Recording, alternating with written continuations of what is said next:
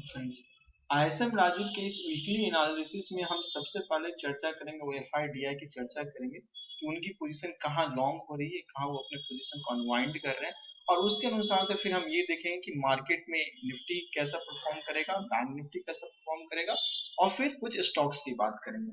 तो सबसे पहला जो मैं एफआईडीआई की डाटा की जो मैं बात कर रहा हूँ वो है आपका 3 मार्च का। तो 3 मार्च का डाटा मैं इसलिए दिखाने की कोशिश कर रहा हूँ कि ताकि उस डाटा से आप ये चीज समझ पाओ कि अभी मार्केट में एफआई ने अपना पोजीशन कितना घटाया है और वो क्या सोच रहे हैं। ये आप देख लो कि एफआई की पोजीशन जो थी वो 3 मार्च को 56,000 कॉन्ट्रैक्ट इंडेक्स में लॉन्ग थे, 1,61,000 कॉन्ट्रैक्ट वो जो थे वो आपके स्टॉक फ्यूचर में लॉन्ग थे, और ये 96,000 कॉन्ट्रैक्ट उन्होंने पुट बाई किया था इंडेक्स में वो हेज पोजीशन करने के लिए। और क्लाइंट आपके 17,000 कॉन्ट्रैक्ट जो है ना वो शॉर्ट थे आपके इंडेक्स में। आपके 6 लाख कॉन्ट्रैक्ट ये जो है वो लॉन्ग है स्टॉक फ्यूचर में, और ये उन्होंने कॉल और पुट दोनों में शॉर्ट रखा है। और डीआई जो है ना वो 26,000 कॉन्ट्रैक्ट जो है ना उसके सेल है आपके इंडेक्स में, और 8,49,000 कॉन्ट्रैक्ट उनके स्टॉक फ्यूचर में उनके शॉर्ट है, और इंडेक्स में वो जो कॉल और पुट है उसमें वो ऑलवेज लॉन्ग रहता है। ये 3 मार्च का डाटा मैंने दिखाया, और 3 मार्च को इंडेक्स कहाँ था इसकी भी हम बात कर लेते हैं। तो ये आपका 3 मार्च को इंडेक्स जो है ना 15,210 पे था। अब ग्रेजुअली उनकी पोजीशन कम हुई और एक बार फिर मार्केट ने हम लोग को ट्रैप करने के लिए वो मार्केट ऊपर गया था, और चूंकि पोजीशन ये कंटिन्यूस कम हो रही थी तो ये चीज हमें समझ में आ गया था, तो हमने आपको पहले वार्न कर दिया था कि मार्केट अब यहाँ से अनवाइंड होने वाला है। अभी फिलहाल जो पोजीशन है वो पोजीशन पे अगर हम बात करते हैं तो अभी जो आपका ये डाटा ये 6 अप्रैल का डाटा है।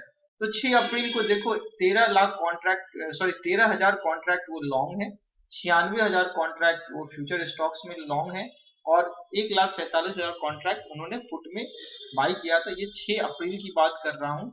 तो 6 अप्रैल का अगर हम देखते हैं कि मार्केट हमारा जो था वो आपका ये आपका 6 अप्रैल का डाटा है, ये आपका 4 5 ये 6 अप्रैल का डाटा है।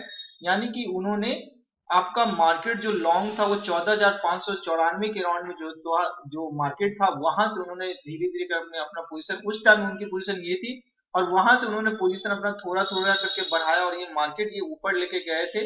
ये था 15,000, यानी कि आपका 8 अप्रैल का। तो अगर ये रियली में वो मार्केट ऊपर लेके जा रहे हैं और अगर उनकी पोजीशन में हेवी बिल्डअप है तब तो बहुत अच्छी बात है, लेकिन ये बिल्डअप उतना ज्यादा नहीं है। अगर आप बात कर रहे हो कि मार्केट 15,000 पे गया और मार्केट में इनकी पोजीशन आप 8 अप्रैल को देख रहे हो कि 1,04,000 कॉन्ट्रैक्ट की लॉन्ग है, जबकि मैंने आपको 3 मार्च का डाटा दिखाया कि 15,200 पे इन्होंने 1,60,000 कॉन्ट्रैक्ट लॉन्ग थे, और यहाँ पे करीब जो है ना 50,000 के करीब में इनकी लॉन्ग पोजीशन थी। तो मतलब ये मार्केट को ऊपर ले भी गए तो ये हमें ट्रैप करने के लिए ले गए, क्योंकि कंटिन्यूअस डीआई पोजीशन जो है अपना अनवाइंड नहीं किया है, और यहाँ पे लॉन्ग जो हुए हैं वो आपके ये क्लाइंट ने इन पोजीशन को लॉन्ग किया है। और कल की बात करते हैं अगर हम कि कल का पोजीशन क्या था, तो कल के पोजीशन में आप देख लो कि यहाँ पे भी जो है सो उन्होंने 1 लाख पोजीशन स्टॉक फ्यूचर में घटाया है, इंडेक्स में थोड़ा बहुत आगे किया है, और ये सारा पोजीशन जो ये यहाँ से घटा रहे हैं ये सारा पोजीशन यहाँ पे क्लाइंट लॉन्ग कर रहे हैं, और सबको पता है कि इस स्टॉक मार्केट में मरता कौन है, तो क्लाइंट। ठीक है। तो अब हम बात आते हैं अपने निफ्टी पे के चार्ट पे।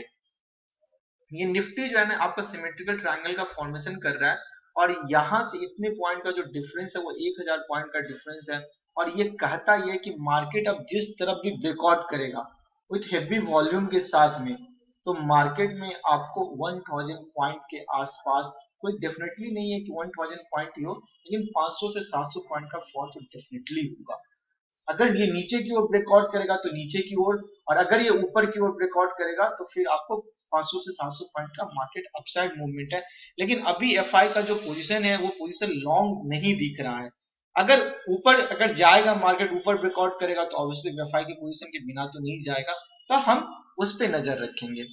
दूसरा जो है वो मैं आपको बताना चाह रहा हूँ कि निफ्टी बैंक, मैं निफ्टी बैंक के बहुत सारे स्टॉक्स की बात करूंगा चार्ट की, लेकिन उससे पहले जो मैं बात करना चाह रहा हूँ वो मैं चाह रहा हूँ कि निफ्टी बैंक कैसा परफॉर्म करेगा वो, मतलब मुझे आपको शेयर करना है, बट हो सकता है नेट की वजह से ये नहीं खुल रहा है, तो कोई बात नहीं। अभी हम लोग कुछ स्टॉक्स की बात पहले कर लेते हैं। उसमें से पहला जो स्टॉक्स है वो है आपका एचडीएफसी बैंक। एचडीएफसी की बैंक की अगर हम बात करेंगे और अगर हम इसकी वीकली टाइम फ्रेम पे अगर हम इसकी बात करेंगे, तो वीकली टाइम फ्रेम ये 1 डे के टाइम फ्रेम पे हैं हम हैं। तो 1 डे के टाइम फ्रेम से पहले मैं एक बार वीकली टाइम फ्रेम आपको दिखा दूं। तो वीकली टाइम फ्रेम पे ये जो है ना, ये आपका राइजिंग वेज में ये चल रहा है, पैटर्न है। और अगर आप देखेंगे तो ये यहाँ से लेकर के अगर आप देखेंगे तो ये जो है ना आपको एक डाउनवर्ड ट्रायंगल का, डिसेंडिंग ट्रायंगल का फॉर्मेशन भी कर रहा है। तो मुझे लग रहा है कि मार्केट में अब फिर दोबारा जो ये इसका जो लो था 1346, ये उसके लिए खड़ा है। तो आप इसको शॉर्ट कर सकते हैं और आपका स्टॉप लॉस जो होगा वो 1460 का स्टॉप लॉस होगा, या आप ये 1442 का स्टॉप लॉस लगा के आप इसको शॉर्ट कर सकते हैं। दूसरा जो मेरा स्टॉक्स है वो स्टॉक्स है आपका बैंकिंग सेक्टर का ही दूसरा स्टॉक्स है, वो है एक्सिस बैंक। और एक्सिस बैंक की अगर आप बात करेंगे तो एक्सिस बैंक में ये आपका 1 डे के टाइम फ्रेम पे डिसेंडिंग ट्रायंगल का फॉर्मेशन कर रहा है, और मुझे लग रहा है कि ये फिर से यहाँ पे आने को रेडी है। तो आप अगर इसे शॉर्ट करेंगे तो आपका जो स्टॉप लॉस होगा वो प्रीवियस डे का जो हाई होगा वो आपका स्टॉप लॉस होगा। दूसरा जो मेरा स्टॉक्स है वो भी मेरा पहले बैंकिंग का ही स्टॉक्स है, और बैंकिंग स्टॉक्स में मैं बात करूंगा इंडस बैंक की। और पहले हम बात करेंगे इंडस बैंक के 1 वीक के टाइम फ्रेम पे। ये 1 वीक पे मार्केट गिर रहा है, और इसने आपका अगर आप 1 डे पे देखोगे तो ये आपको जो बना रहा है वो आपका डाउनवर्ड ट्रायंगल था, डिसेंडिंग ट्रायंगल था, और मुझे लग रहा है कि फिर ये नीचे इस ओर आने को रेडी है, क्योंकि ये 1 वीक में इसने इस लेवल को ब्रेक किया है।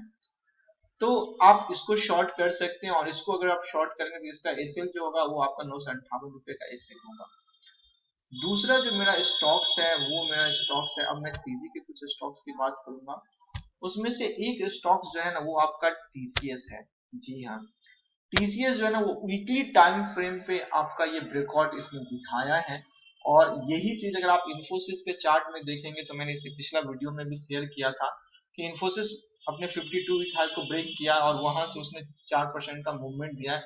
मुझे लगता है कि ये भी किसी भी दिन 3 से 4% का मूवमेंट आपको दे देगा। तो ये आप इस स्टॉक्स पे नजर रख सकते हैं। और इससे पहले भी मैंने टीसीएस पे इन्वर्टेड हेड शोल्डर पैटर्न भी बताया था, तो वो उसके अनुसार से उसके टारगेट अचीव हो गए। दूसरा जो स्टॉक्स है वो है आपका डॉक्टर रेड्डी। तो डॉक्टर रेड्डी जो है ना वो असेंडिंग ट्रायंगल का फॉर्मेशन कर रहा है, और लास्ट डे का मेरा कॉल भी था इसका बाइंग का, इंट्राडे का। और मुझे ये लग रहा है कि डॉक्टर रेड्डी का पहला टारगेट जो है वो आपका यहाँ से वो 5000 के लिए वो डेफिनेटली खड़ा है। और अगर ये आप इसको लॉन्ग करेंगे तो इसका एसएल जो होगा ये इसका 4665 का एसएल लगा करके आप इसको लॉन्ग कर सकते हैं। मेरा दूसरा जो स्टॉक्स है वो है आपका जुबिलियंट फूड।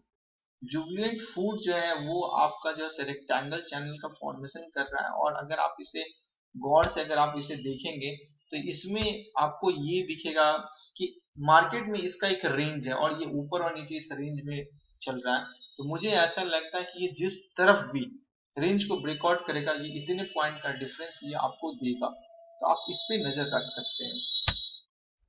एक स्टॉक्स में और बात करूंगा, और वो स्टॉक्स जो है वो आपका इन्फोसिस है। मैं इन्फोसिस का जिक्र इसलिए कर रहा हूँ क्योंकि अभी जो मार्केट है उस मार्केट में मुझे ऐसा लग रहा है कि फिर से जो है ना वो लॉकडाउन लगेगा। और फिर से अगर वो लॉकडाउन लगेगा तो जो इन्फोसिस और जो टीसीएस सब जो है ये सब आईटी की कंपनियां हैं, और आईटी की कंपनियों का वर्क जो होता है वो आपका वर्क फ्रॉम होम होता है। और अब जो है इसके रिजल्ट भी आने वाले हैं, मतलब क्वार्टरली रिजल्ट अब इसके स्टार्ट होने वाले हैं। तो मैंने आपको कहा था कि इसका 1 वीक पे मैंने आपको बताया भी था, इसने ये 1 वीक पे ब्रेकआउट किया है। तो मुझे लगता है कि आप अगर इस स्टॉक्स पे नजर रखेंगे तो अभी मार्केट में इसमें स्ट्रेंथ है और ये 1500 के लिए रेडी है। तो अगर इंट्राडे में अगर ये अपना जो प्रीवियस डे का जो क्लोजिंग, अगर इस क्लोजिंग को अगर ये होल्ड करता है तो आप इस स्टॉक्स पे नजर रख सकते हैं। That's all, thank you.